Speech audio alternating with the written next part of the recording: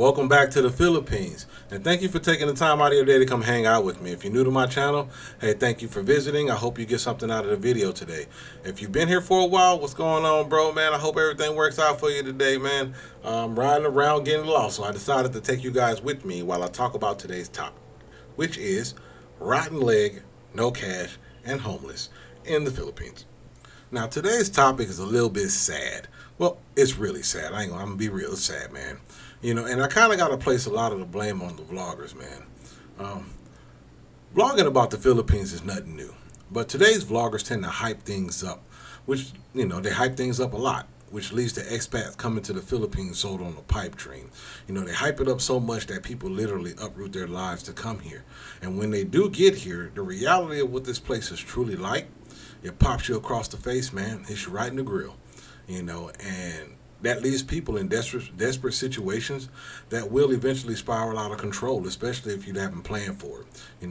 Although the Philippines can be a great place to live, I'm not going to say that it's not, but some guys and gals, they actually fail to use common sense when making, and they make split-second decisions based solely on the opinion of the last vlogger that they listen to tell them how cheap this place is.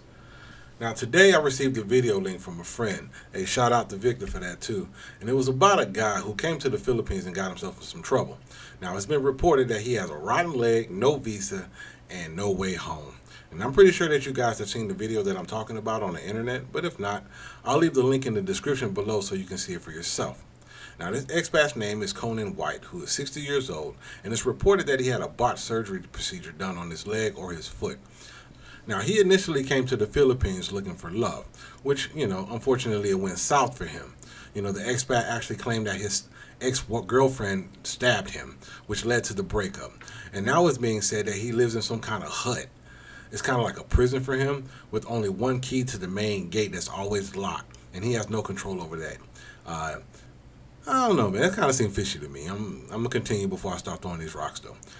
Now, this expat is also saying that he may be on his last leg, and he's expecting to die soon. Now, he has asked the British Embassy for help to get him home. And he has another problem, man. He said he lives 17 hours away from the nearest civilization. That's what has been said, man. Now, I guess he lives out in the wilderness of the Philippines. I'm not too sure if this story is 100% true or not. But, I do know guys that are actually going through tough times out here.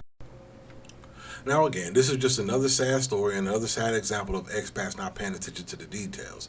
But as a vlogger myself, I'm kind of irritated about this situation because I see a lot of guys coming out here that really don't know the truth about the Philippines, and they end up in bad juju. Vloggers claim that the Philippines is a cheap paradise that anyone can afford to live on.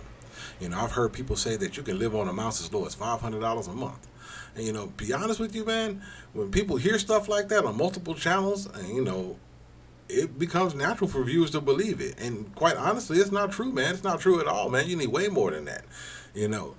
This guy came out here with no recurring income, which is something that is vital to survive, And to be honest with you, man, I guess I got to be a little bit harsh on this video. I really was trying to, kind of take a chill pill away from being harsh on videos and stuff like that, but I kind of got to give it to him raw, man. So bear with me on this one right here, man, because, hopefully I can break through to somebody that's getting ready to come out here that has no idea what this place is about, and maybe he can adjust himself and prepare himself or herself to be out here, all right?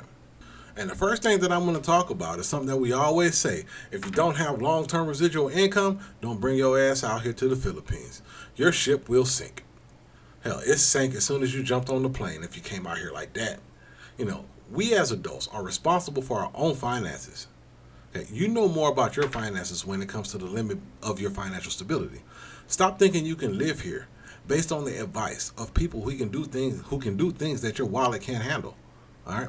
This guy was too old, all right, too old to uproot his life, all right, coming out here chasing love, because now he's paying the price for it, all right?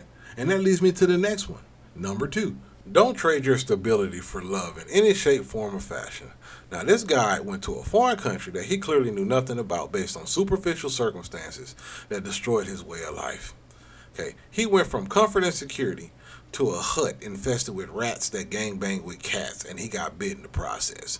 Now, I'm sorry, my slang is a little bit wild, but this story is wild too, man. So I guess it's a good time for me to let it all hang out. So bear with me, brothers and sisters, on this one, all right? Now, playing the role of simp for love that is not concrete is not recommended. All right. It is so sad to see people who clearly could have made better choices suffer in a country like the Philippines. You know, he did set up some kind of GoFundMe, but me, I don't know the details to it. If I knew it, I would share it. He is e-begging, of course, but I would share it to help the brother out. But at any rate, it's disheartening to have to e-beg in any way, man. He could have stayed home and avoided this whole nightmare to begin with, all right?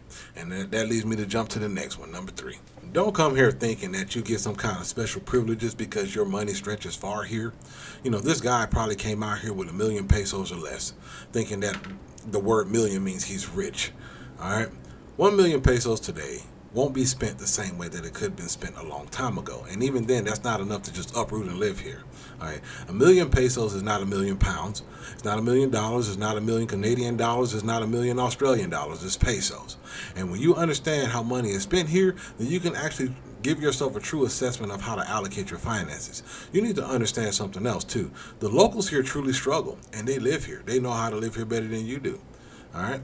We're just expats, and if you come out here for the first time, most likely you're naive when you arrive. So what do you think is going to happen if shit hits the fan?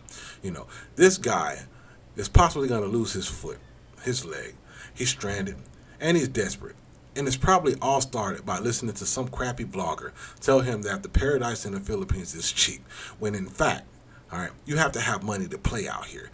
This country requires you to spend a decent amount of money to live. And if you want to live that TV lifestyle that you see on YouTube, then you need to spend a little bit more money, and then probably a little bit more money after that. All right, the Philippines is not as cheap as they tell you that it is. It's not cheap at all. All right, now, when everything adds up, you're going to see for yourself, man. Now, I'm not saying that this place is super expensive either, because it's not, man. But it still costs to play out here. It costs to be a boss. Now, again, I know I'm going on a little bit harsh on this one right here, man, but, I hope what I'm saying kind of resonates with some of you guys, especially you guys that really don't have a clue what's going on out here. This guy's story, it does seem a little bit too, sketchy for me a little bit. It got too many holes in the story, in my opinion, but of course, I'm going to let you make your own assumptions about the situation. Nevertheless, we do need to take life a little bit more seriously when we're deciding to make huge choices like moving to the Philippines. I do want to give a big shout out to Asia Now for posting that video that I watched earlier, and I encourage you guys to go to his channel as well and watch that video that I watched, so you can get a better context of what was actually posted. All right, there's a couple other videos out about it too, but Asia Now is the one that I watched, so I'm giving credit where credit is due. But that's all that I have for you guys on this episode, man. Please love yourself and enjoy your retirement, and please, with all due respect, respect yourself enough, all right, to know when you can and cannot afford to uproot your life and live in a country like the Philippines, all right? If you have any questions of me, man, hey, hit me up in the comment section. If you feel like throwing some rocks, hey, slang away, man. Do what you got to do, brother. I respect it 100%, all right? Until next time, guys.